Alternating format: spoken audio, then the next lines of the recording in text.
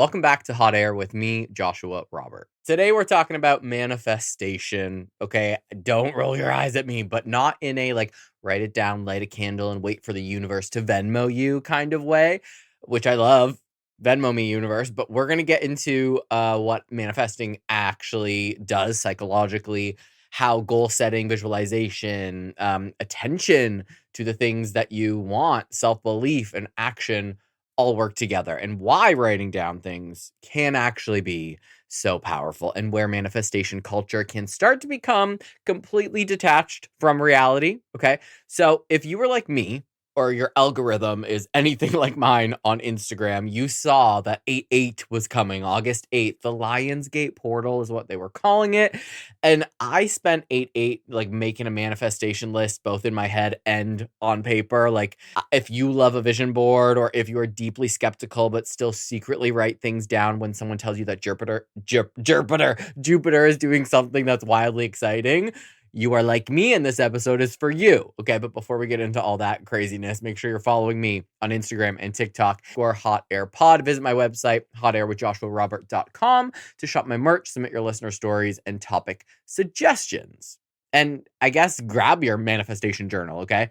Go grab your vision board. Get your crystals, if that's your thing. If you're Gwyneth Paltrow, pull your crystal out of your butthole and hold it in your hand, okay? And maybe also a realistic action plan, okay? Because we're going to look at manifesting very realistically. Okay, I think that's it. Let's hit it. Hotair, hot takes therapy, no filter, say what I mean. Hotair, let's be real, you're listening to Hot Air. Part 1, the manifesting industrial complex. That sounds much deeper than it actually is. Okay, so yesterday, as in the day that was before the day that I'm recording this, was August 8th, which, if you spent even approximately 4 minutes on TikTok or Instagram, you already know was apparently one of the most spiritually significant days of the entire year. The Lionsgate portal was wide open, honey. She was gaping. Okay. Energy was heightened. Abundance was flowing. The universe was taking requests. Every astrologer, manifestation coach, spiritual girly, and woman with a moon emoji in her bio was basically screaming that this is your moment, honey. This is your moment, bitch. And obviously I participated. Okay. Of course I did. I am a Leo after all. You cannot tell a Leo that there is a giant cosmic portal opening that somehow involves Leo energy and expect us not to immediately make it about ourselves, okay? That would be ridiculous. You're telling me the universe has chosen a special day where I'm supposed to sit down and ask for more money, more success, more love, opportunities, confidence, better skin, an Oscar, and possibly a villa in Italy? Okay, hand me the journal. I don't even need the science yet. I'm already listening. I'm seated. I'm into it. However, I'm a skeptical person, okay? I'm I believe in ghosts, to the extreme. I've had a lot of spooky experiences, but I'm also a skeptic and try to rationalize everything before I jump into the woo-woo. But I'm down with the manifesting. My relationship with astrology, I don't even know if I have a relationship. I just see a meme and I'm like, oh yeah, that sounds about right for a Leo.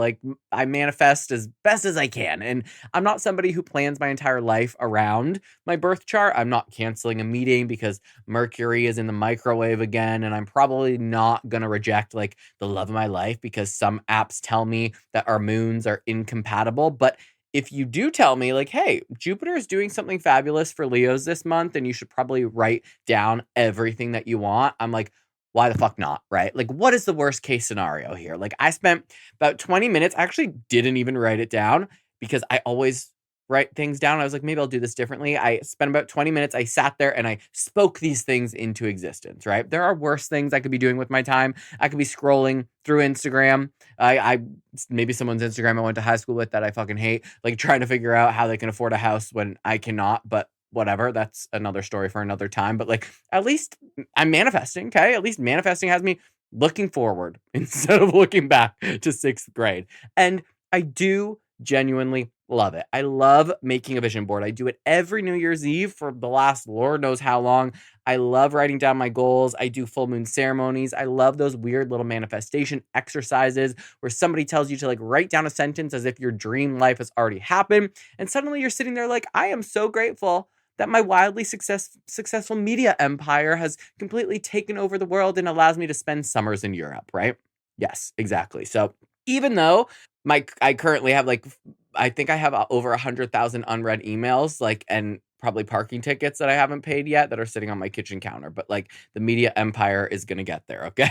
There is something that is obviously very fun about letting yourself be completely shameless about what you want, regardless of what it is. Because I actually think that a lot of us are pretty terrible at that. We are taught to make our dreams sound somewhat reasonable for someone else before we even speak them out loud. Like we don't say like, I want to be rich. We say, I'd just like to feel a bit more financially secure. Like, no, bitch, let's be rich. Like, we don't say, I want to be wildly successful. We say, I'd love to see where this goes. And like, we don't say, I want the incredible relationship, the beautiful home, the exciting career, the freedom, the travel, the whole fucking shebang. We actually say, I mean, obviously, nobody can have everything, but like, why? Okay.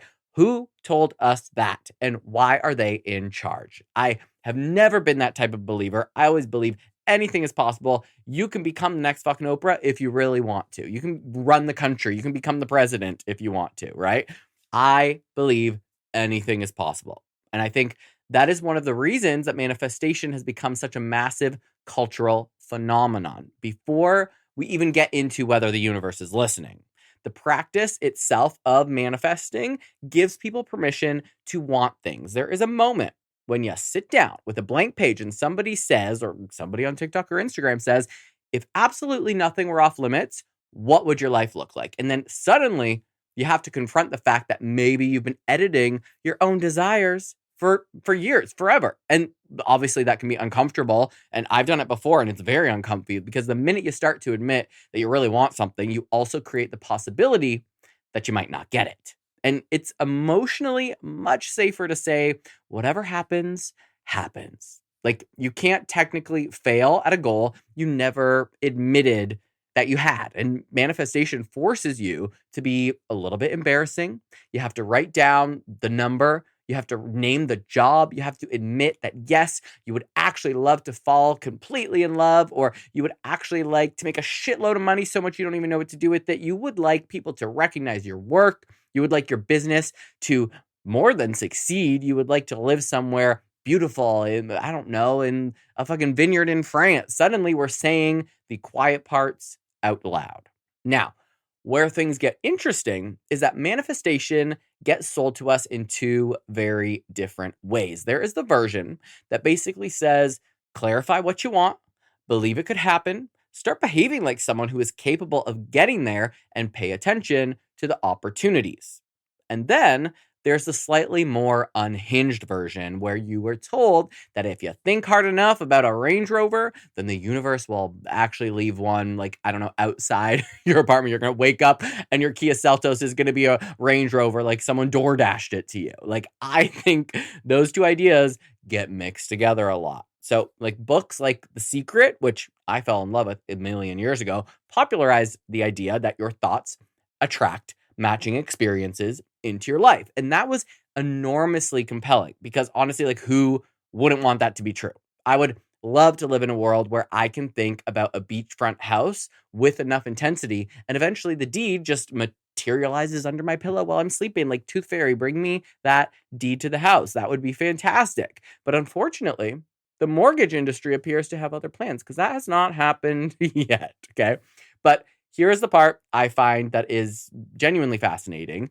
Even if we strip away every cosmic explanation, there are still real reasons why practices like visualization and goal setting and journaling and changing the way that you talk to yourself can influence what happens next in your life. Not because your thoughts like magically reorganize the external world, but because your thoughts influence what you notice, what you expect, what you attempt, what you avoid, how long you persist, and how you interpret opportunities when they show up.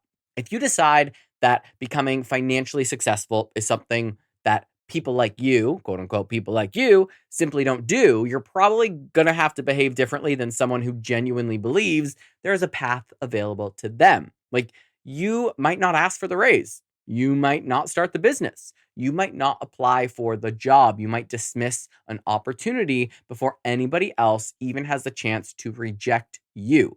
In that sense, your beliefs absolutely can shape your reality, but there are usually a lot more steps in between. There's like, I thought about it and it happened. Then the manifestation industry likes to put the cute little Instagram. But there are usually a lot more steps in between the part where you thought about it and the part where it happened than the manifestation industry likes to put on those like cute little Instagram graphics. And that in between, that is really what I want to explore today, because I don't think we have to choose between being, the girly with the manifestation journal and being the girly who understands basic psychology. Like, I want both. And I mean, I always want both. I want it all. I want everything. Like, I want to light the candle with my giant quartz crystal and understand what my brain is doing while I'm lighting it. I want to make the vision board and then figure out whether staring at that vision board actually changes my behavior. I want to talk about The Secret and the book You're a Badass at Making Money and all of those mindset books that I have read.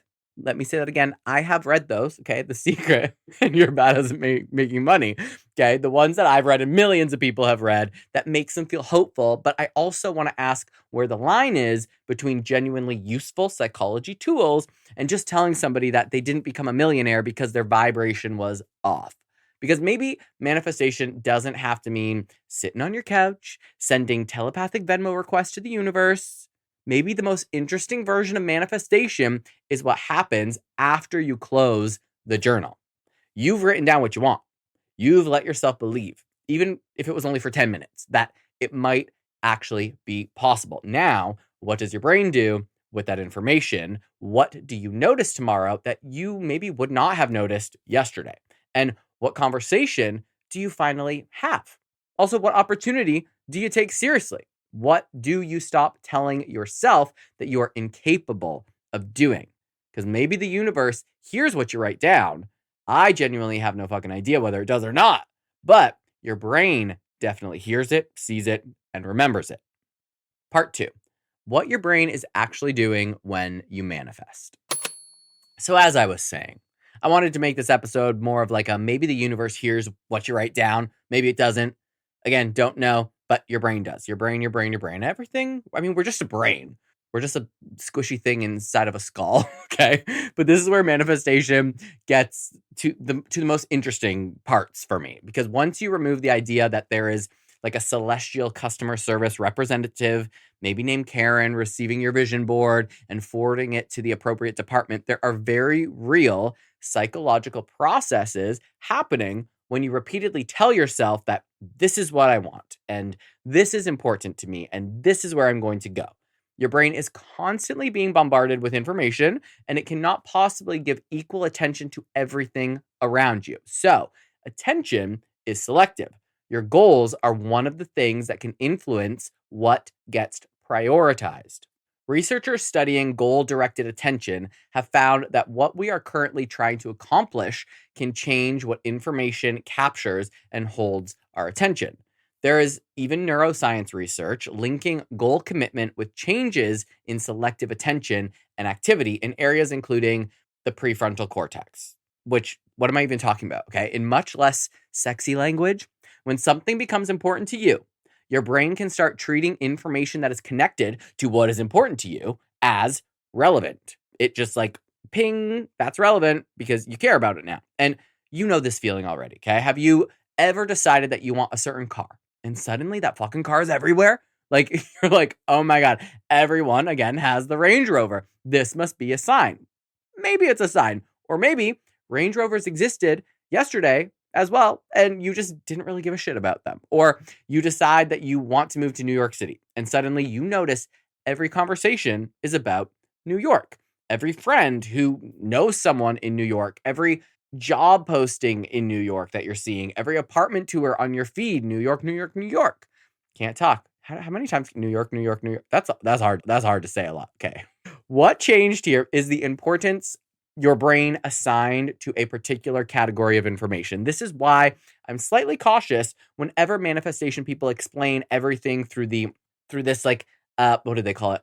Reticular activating system or something that is confusing and doesn't make sense to me. Because the internet has taken a complicated set of brain systems that honestly are evolved in arousal and attention and turned it into this adorable little secretary in your head whose only job is finding Teslas for you or Range Rovers for you. Like, man, because you want it, you got it. But the broader concept underneath the viral explanation is, well, it's legitimate.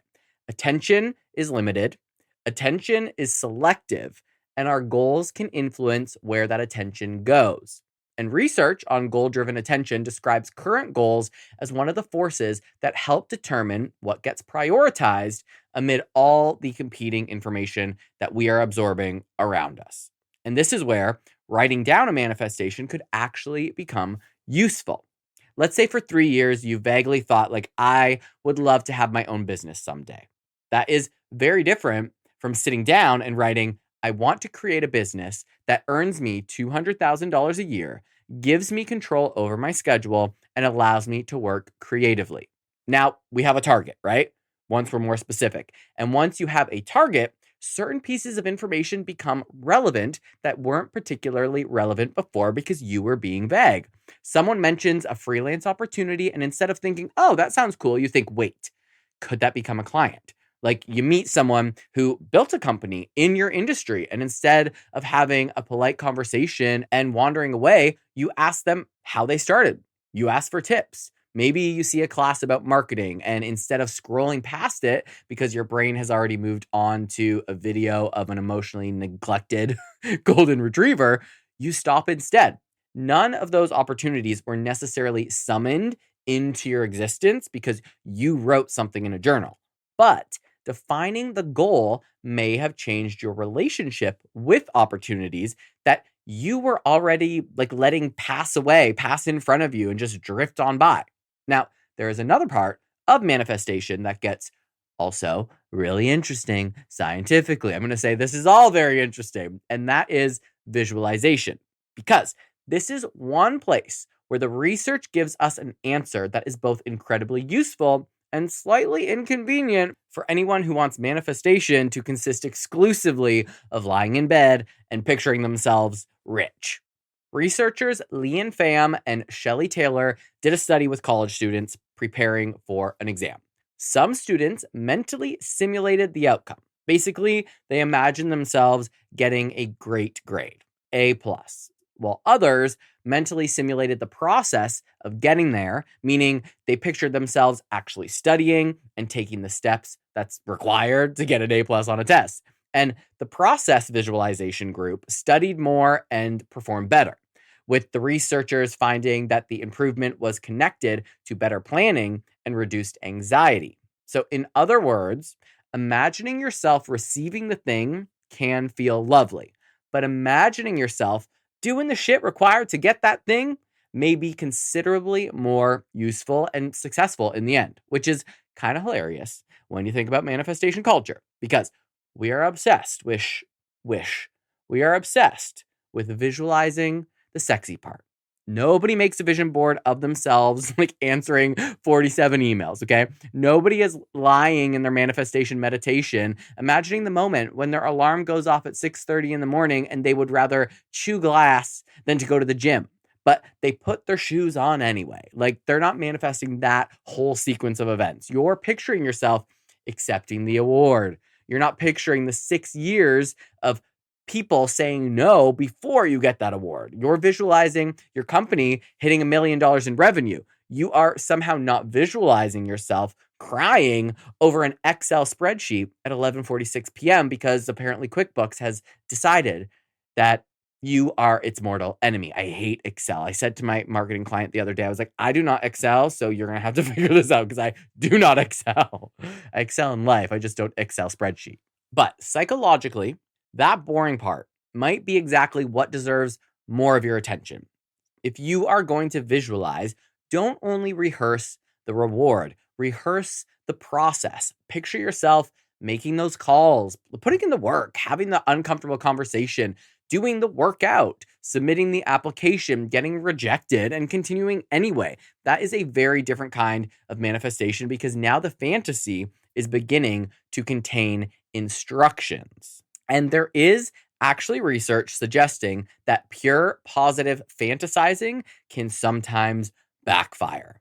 Psychologist Gabrielle Otten, I'm gonna butcher this last name, Ottingen. It's probably like Polish or something, and I'm not even gonna try. So, our girl, Gabrielle, and colleagues have spent years studying the difference between positively fantasizing about a desired future and believing that future is realistically attainable. I imagine that is a very complex research crew.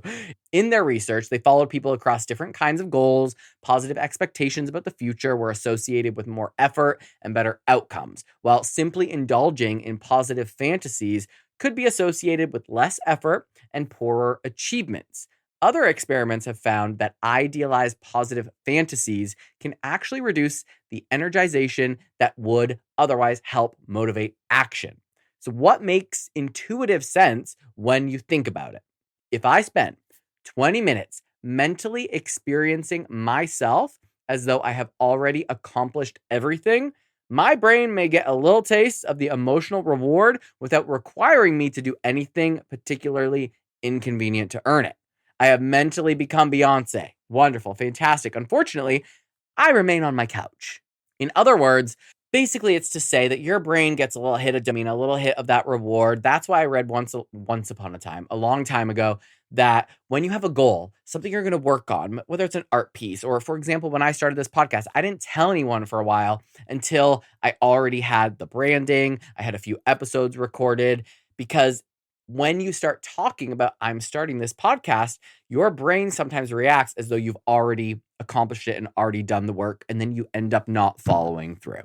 That's regular people talk. So I don't think the scientific version of manifestation is like, don't dream. Like, absolutely fuck that. It's dream bigger. I actually think dreaming is incredibly important because you cannot intentionally build a life that you refuse to imagine. But the psychology suggests we should add something after the dream. Instead of only asking, what would it feel like when I have this? Ask, what would I need to do repeatedly to become the person capable of creating this, whatever your this is. If you want to write a book, absolutely picture the book in your hands. See the cover. Imagine walking into Barnes and Noble and losing your fucking shit because there it is. But then picture Tuesday morning when you have no inspiration whatsoever and you still sit down and you write, 800 words just to do something. If you want financial freedom, picture the beautiful house and the vacation and the moment you realize you're not scared to open your Chase banking app anymore. We all can relate to that. But then also picture yourself learning the financial skills that you have been avoiding and ask for more money at your job. Like, picture yourself building the thing, sending the pitch, investing consistently on whatever the actual path requires. The dream gives you direction. The process gives you somewhere to plant your feet and get them moving.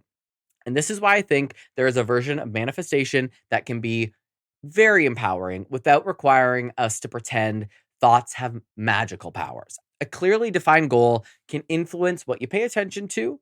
Believing a goal is possible can affect how much effort you're willing to invest. Visualizing the process can help turn an abstract fantasy into steps your brain can actually rehearse. And once you combine all of that, something that looks from the outside like, oh my God, she manifested this, may actually contain hundreds of tiny behavioral changes that happened between the journal entry and the outcome. Maybe she noticed the opportunity. Maybe he finally believed that he was qualified enough to take that opportunity. Maybe they were more prepared when it arrived. Maybe she asked a question that she normally would not ask. Maybe he kept going through the part where the manifestation looked like it was absolutely not fucking manifesting. That doesn't make the story less magical to me. Okay. If anything, I think it makes it more interesting because now manifestation isn't just wishing for a different life. It is teaching your brain what you're looking for and then becoming increasingly willing to act when you find it. Part 3. why writing it down feels so fucking powerful. So we've established that your brain is not sitting there waiting for the universe to fax it your manifestation list, okay? But once you decide that something matters to you, the goal can start influencing what you notice and what you do, which brings me to the manifestation ritual I probably believe in the most, which is just writing shit down. And I know how unbelievably basic that sounds. Like journaling can be so boring sometimes. We have gone from cosmic portals and neuroscience to me essentially telling you to like purchase a notebook. It's quite groundbreaking, really. Amazon, same day delivery. But think about the difference between vaguely walking around your life thinking, I would really like things to be better, and actually sitting down and forcing yourself to answer, better how? Because I want to be successful sounds like a goal, but it really isn't. What does successful mean? More money, more freedom, a promotion, your own company, a podcast that becomes your full-time job, being able to take a random Tuesday afternoon off and go get a facial and go to the beach or something, like without having to explain your whereabouts to Brenda in HR. There are very different versions of successful. The act of writing forces the fantasy out of this vague little cloud in your head and onto a page where suddenly it has to become specific enough for you to look at it. And specificity, such another. I can't talk today. That's another hard word for me to say. Specificity matters because goals are generally more useful when they can actually guide your behavior. Research on goal setting across behavior change studies have found that setting goals can meaningfully influence behavior, but there is an important caveat that I think manifestation culture sometimes skips over. Simply having the intention is not always enough. There is a gigantic gap between I would like to do this and this is what I'm going to do when Monday morning arrives and suddenly I don't fucking feel like it. Researchers who study what are called implementation intentions have looked specifically at this problem. And one of the useful strategies is, it's ridiculously simple. Turn the goal into an if then plan. So if situation X happens, then I will do behavior Y. So instead of writing, I want to get healthier, maybe it becomes, if it is Monday, Wednesday, or Friday at 7 a.m., I go to the gym. Instead of, I'm going to work on my business more, it becomes, if I finish dinner on Tuesday and Thursday, I work on the business for 1 hour before I open Netflix and accidentally learn the entire life story of a Mormon momfluencer. Research on implementation intention has repeatedly found that these specific plans can help bridge that annoying little canyon between intending to do something and actually doing it. For example, I have my workout in my calendar, including how long it takes me to drive to the gym. I have my time set aside for me to podcast. I have time set aside for me to do art. I have every gap color coded to the hour, to the time it takes for me to commute so that I can stay on track. Do I always follow that schedule? No, but I definitely do okay, if I get home by this time and my meal prep is done by this time, then I will sit down and I will work on my book for 30 minutes and then I will open Netflix. Like I think you can kind of change those X to Y goals depending on how your day is going, but being more specific about where you're going to fill in that time is apparently what works. Now, this is actually where the manifestation journal can become much more powerful than the way we typically use one, because usually the exercise ends right after the fun part, right? Like you write down your dream life as if it already exists. Okay, I wake up in my beautiful house on the beach. I'm incredibly successful. I'm financially free. My relationship is amazing. My skin has apparently stopped aging because we are manifesting, and therefore dermatology no longer has jurisdiction here. Wonderful. But what if underneath every one of those statements, we added one single question? What would make this more likely? So suddenly, I'm financially free becomes, okay, do I actually know how much money I need to feel financially free? What am I earning now? What would have to change? Do I need to negotiate? Do I need to build something? Save, invest, learn a skill, stop spending $400 a month on tiny emotional support Amazon purchases. That is probably a yes for everyone. The manifestation is still there though.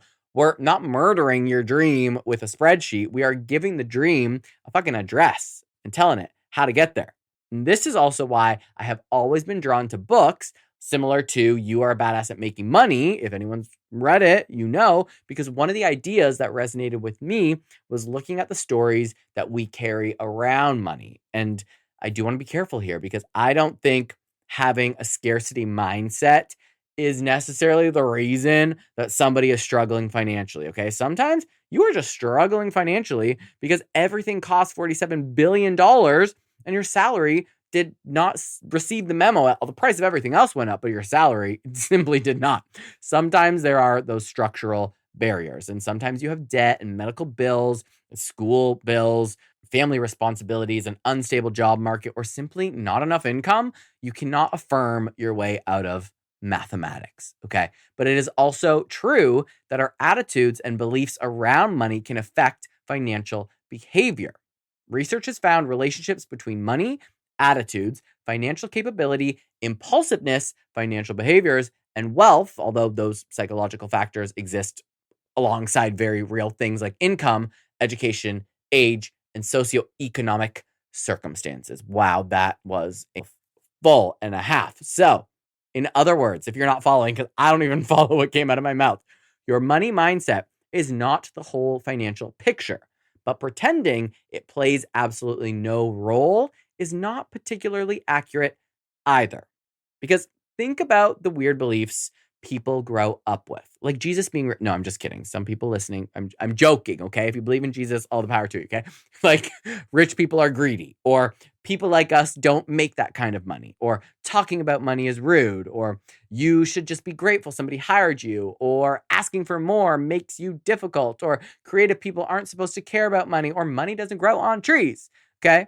My personal favorite is money doesn't grow on trees. Okay, but my favorite cultural mindfuck in regard to all of this is that you're supposed to be ambitious enough to work consistently. But the second you openly say, like, yeah, I would like to make a lot of money from this, suddenly everyone gets very concerned about your values. Babe, why do you think I'm working? For exposure? No, I have already been exposed. Okay, I would now like direct deposit and a hell of a lot more money. Those beliefs matter because a belief can become a rule, and a rule can become a behavior. If somewhere deep down you believe that asking for more money makes you selfish, you may never negotiate. If you believe successful people possess some mysterious quality that you simply were not born with, you may never put yourself in the room where you could learn and earn. Okay. If you believe every financial mistake proves that you are bad with money, you might avoid looking at your finances altogether. There is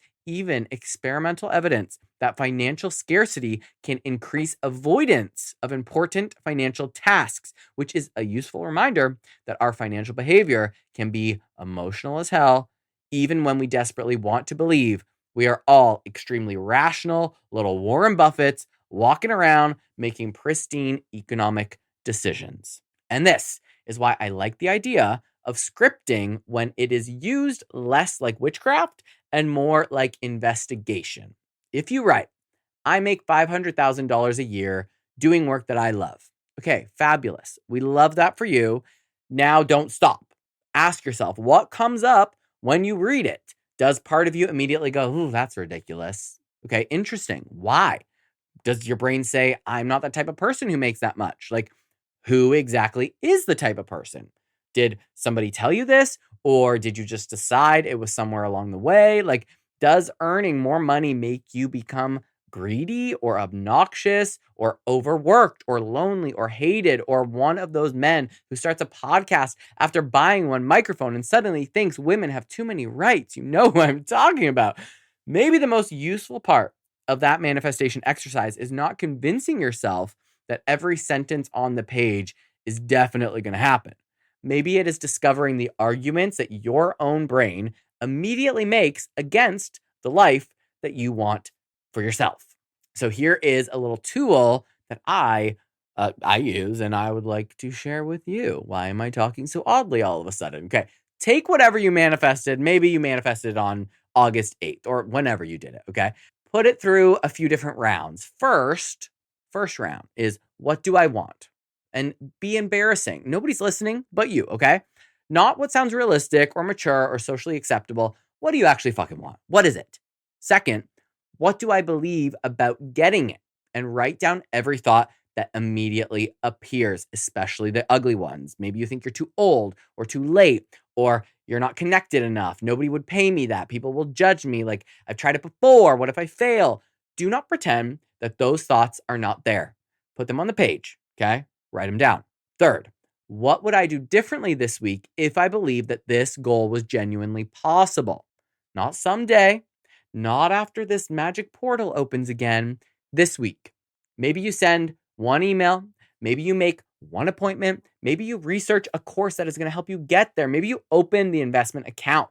Maybe you ask for the number at work, the number you want to be paid. Maybe you finally tell somebody what you're building instead of protecting yourself with, oh, it's just this little thing I'm trying. Because to me, that is where the writing stops being magical thinking and starts becoming practical. The notebook does not accomplish the goal for you. The vision board, unfortunately, is not your employee, and your Pinterest folder has never sent a pitch email in its fucking life. Okay?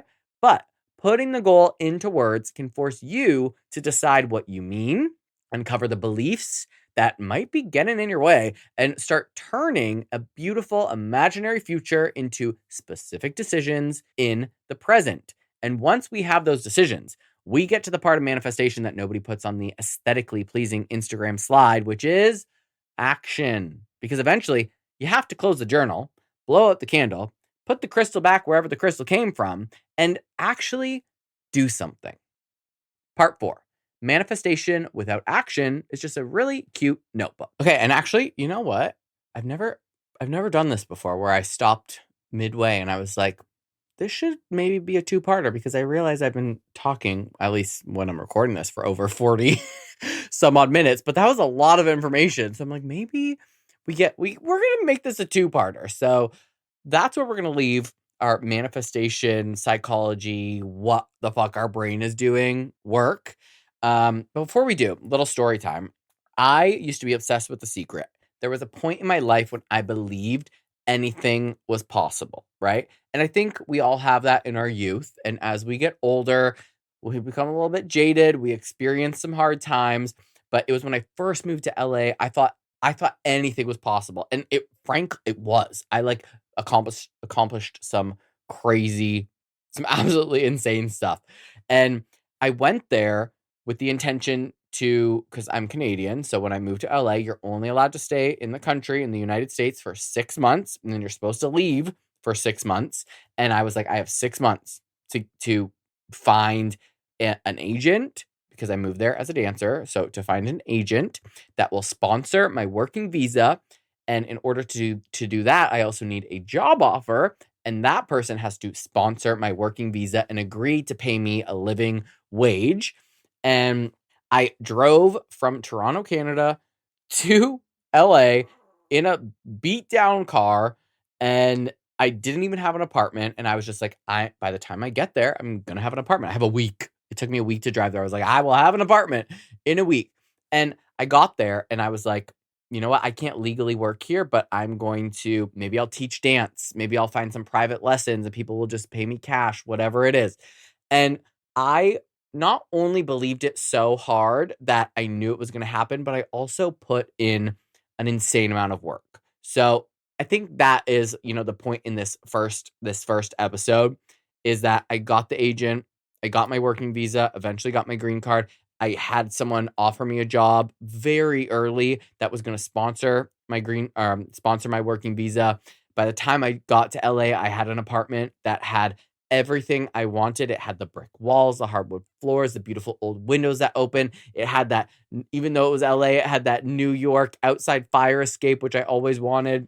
Like, everything in my life at that point, I felt like I manifested because I wrote it down in a journal, but then I also took the action to get there and I worked my tush off and I made all that shit happen. And so we lose some of that inspiration, that positivity, that like anything is possible kind of vibe as we get older, but reminding ourselves of those moments in our youth and also reminding ourselves that the way they're selling manifesting to us now, just writing it down and it's going to happen. Like, we still used to work our butts off. We used to hustle. We used to make shit happen. And just, I think we need to harness that again, that youthful outlook on life where we can just do anything and there's nothing holding us back. Anything is possible. Sometimes I doubt myself. I'm like, I'm too old. My podcast is never going to take off. I just turned 38. And then I remind myself, well, like Oprah wasn't like until she was like 42 or something like that, I think. So I still have some time. But like, age is but a number. The restrictions we put on ourselves are things we make up and put on ourselves. So all of this to say that I'm a keep being woo woo and manifesting and doing it from a more intentional standpoint, understanding the psychology behind it, and hopefully, having a bit more action plan to like execute some of these things. I don't even know if anything I'm saying is making sense. Like, I feel like I'm just blabbing on at this point. But anyway, so part 2, which will come out Friday, we're going to talk even more about manifestation, the psychology behind it, why your journal is not enough for you to manifest the millions of dollars that we all want, or the beautiful man or the perfect house. There's going to be some tools, some exercises, hopefully more helpful insight about what is going on in your brain and how to actually manifest effectively and make shit happen. Okay, I'm going to leave you now. Otherwise, I'm going to sit here and talk to myself for another 30 minutes. Make sure you're following me on Instagram and TikTok at _hotairpod. Submit your listener stories, shop my merch, and submit your topic suggestions on my website, hotairwithjoshuarobert.com. And do not forget that I also have a second podcast called Screaming that comes out monthly-ish. I think monthly, every 3 weeks. It is completely different than Hot Air. It is all about horror movies, spooky stories. We might throw some true crime in there. Things that to me, like, I think they say you're like a sociopath if you fall asleep to true crime stuff. But like, I watch that to go to bed. So spooky stuff, trailer reviews, movie reviews, updates on the hit franchises like Friday the 13th and Nightmare on Elm Street, all that stuff. So anywho, you can find that also wherever you get your podcasts and also somewhere in the Hot Air feed. So keep manifesting. Keep believing, do it intentionally, make a game plan. We'll continue this in the next episode, and I will see you. Well, I'll see you Friday, and then I'll also see you next Tuesday. HOTAIR, hot takes therapy, no filter. Say what I mean. HOTAIR, let's be real. You're listening to Hot Air.